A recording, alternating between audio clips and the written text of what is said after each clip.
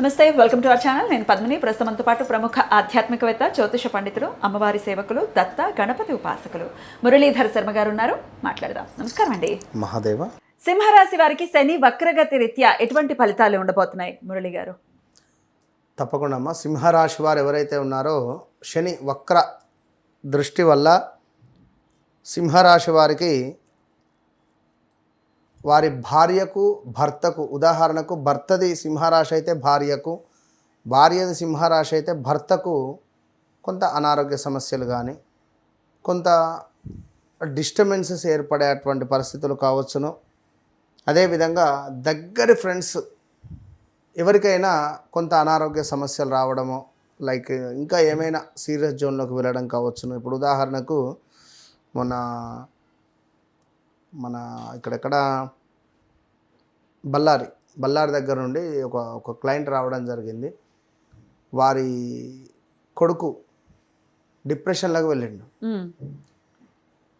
So వారి జాతక రీత్యా చూస్తే ఎవరో దగ్గర వ్యక్తులు దూరం అయ్యారు అనేటువంటి సమాధానం ఉంది. ఆ విధంగా వారిని అడిగా, సో ఇట్లా ఏమైనా జరిగిందా నాన్న అంటే, నా క్లోజ్ ఫ్రెండ్ యాక్సిడెంట్లో మరణించాడని చెప్పి అన్నాడు. ఆయన అక్కడి నుంచి డౌన్ అయ్యాడు. ఆయన చాలా అంటే చాలా వితిన్ తట్టుకోలేకపోయింది ఆ చావును. సో ఇట్లా ఉంటుంది. అంటే కొన్ని గ్రహాల ప్రభావాలు మనుషుల మీద చాలా అంటే చాలా అధికంగా ఉంటుంది.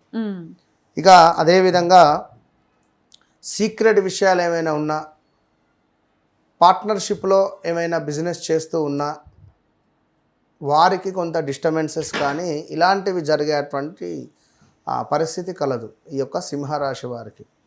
వాస్తవానికి గడిచిన సుమారుగా ఒక 15 నెలల నుండి సింహరాశి వారికి అసలే బాలేదు.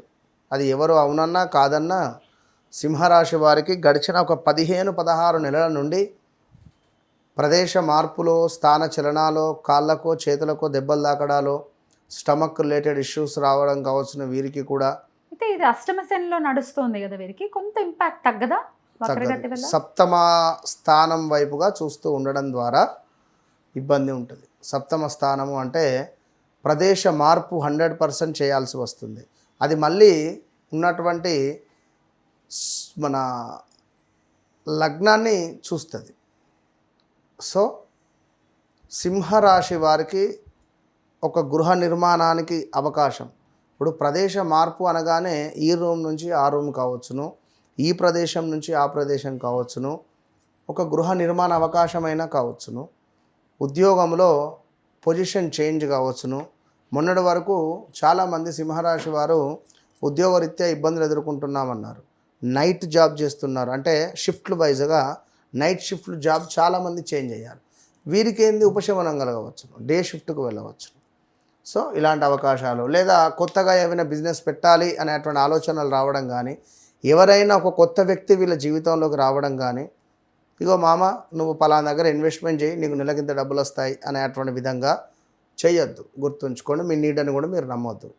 కనుక వ్యక్తిగత జాతక రీత్యా కూడా నడిచే దశ అంతర్దశలను చెక్ చేసుకోవాల్సినటువంటి బాధ్యత వారిదే. ఉద్యోగం రీత్యా ఎట్లా ఉంటుందండి? ఉద్యోగం లేని వాళ్ళకు ఉద్యోగం రావటం 100కు 200% వస్తుంది. 100కు 200% ఉద్యోగం వచ్చేటువంటి పరిస్థితి ఉంటుంది. భార్యకు భర్తకు లైక్ అంటే ఎవరిది ఇందాక చెప్పా కదా, అనారోగ్య సమస్య వచ్చే పరిస్థితి ఉంటుంది. తీవ్రంగా గొడవలు ఉన్నాయి, డివర్స్ దాకా వెళ్ళే పరిస్థితి ఉంటుంది. డైవర్స్ దాకా. రైట్. వివాహ ప్రయత్నాలు చేయొచ్చా? ఖచ్చితంగా చేయవచ్చును. తండ్రి లేని సంబంధాలు వచ్చేటువంటి ఛాన్స్ ఉంటుంది. రైట్. ఆరోగ్యం ఎలా ఉంటుందని అనుకోవచ్చు? ఆరోగ్యము 12వ భావంలో గురువు ఉన్నాడు కనుక కొంత బద్ధకస్తంగా కానీ కాళ్ళకు సంబంధించిందో లైక్ ఇబ్బంది ఉంటుంది. శరీరం సహకరించదు. బట్ అన్ని విషయాల్లో కంటికి సంబంధించిన ఇబ్బందులు కూడా వస్తాయి, చూసుకోవాల్సి ఉంటుంది. మరి అన్ని విషయాల్లో కూడా శని మంచి ఫలితాలు ఇవ్వాలి అంటే ఎటువంటి పరిహారాలు చేసుకోవాలి పర్టికులర్గా సింహరాశి వారండి? ఇక్కడ ఈ రాశి ఆ రాశి అనేటువంటిది కాకుండా ద్వాదశ రాశులలో మనకు శనేశ్వరునికి సంబంధించినటువంటి ఒక వక్ర దృష్టి అనేటువంటిది, వక్ర దృష్టి అనగానే కేవలం మనకు వెనక భావము అంటే clockwise anticlockwise అనేటువంటిదే కాకుండా ఒక బంతి అనేటువంటిది నేల మీద కొడితే అది ఎంత ఫాస్ట్గా కిందికి వెళ్ళి అంతకంటే డబల్గా పైకి వస్తుంది కనుక శనేశ్వరుడు ఉన్నటువంటి భావం నుండి వెనుక భావాన్ని ఏ విధంగానైతే చూస్తున్నాడో అంతే ఫాస్ట్గా దాని ముందు భావాన్ని కూడా చూస్తాడు. సో ఉదాహరణకు ఇప్పుడు ధనస్సు అనుకుంటే ధనస్సు వారికి 4వ భావంలో ఉన్నాడు.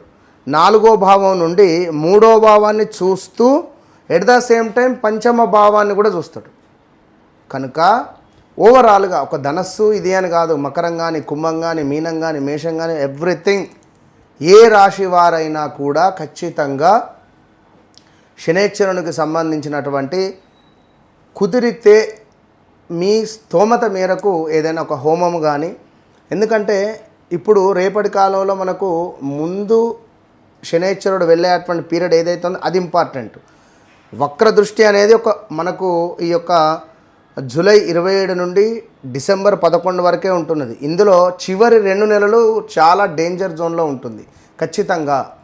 కనుక కుదిరితే చండీ హోమం కానీ ఇప్పుడు మన ఆధ్వర్యంలో అనుకుంటున్నాం, అమ్మవారి దయ వల్ల కామాఖ్యలో ఖచ్చితంగా సంకల్పం చేస్తున్నాము. కామాఖ్య అంటే చాలా అత్యంత పవర్ఫుల్ కలిగినటువంటి క్షేత్రం అందరికీ తెలిసిందే. సో అక్కడ చండీ హోమంతో పాటుగా శనేశ్వరునికి సంబంధించినటువంటి మూలమంత్ర హోమము నిర్వహించేటువంటి పరిస్థితి కలదు.